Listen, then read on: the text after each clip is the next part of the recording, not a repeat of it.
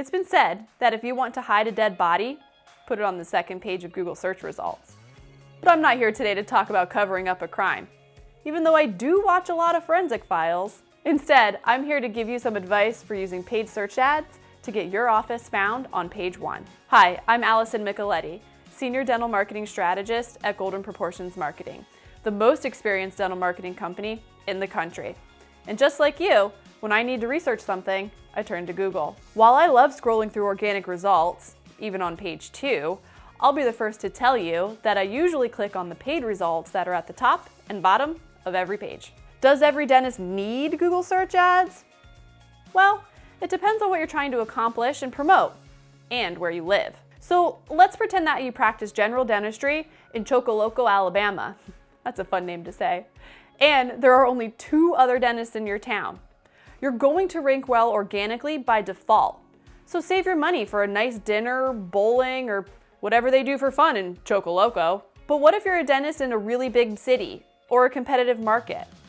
What if you want to reach implant patients from 20 miles away?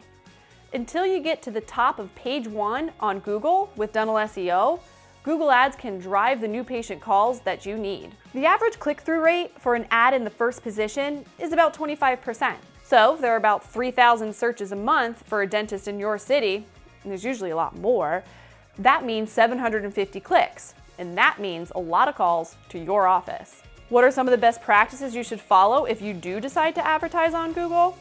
Glad you asked. First, make sure that your ads are going to a landing page. A landing page is a single-page website, not your actual website. This makes sure your audience doesn't get distracted and start clicking all over the place.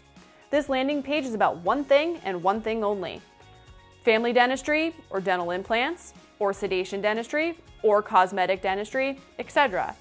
This isn't your website, so don't try to shove every topic into one landing page. Second, if you run your ads outside of office hours, be sure your landing page has a contact form that requests the user's phone number, uses a virtual appointment scheduling service like LocalMed, or make sure you're prepared to answer the phone anytime the ad is running. People who click on a Google ad are looking for a dentist and they're ready to make a decision now. Our research shows that 70% of people who reach your voicemail will just hang up. So either restrict the time of your ads to when you're in the office, or customize how a patient can contact you from the landing page. If you have questions about Google search ads, give us a call or find us on Google at the top of the list. Thanks for watching.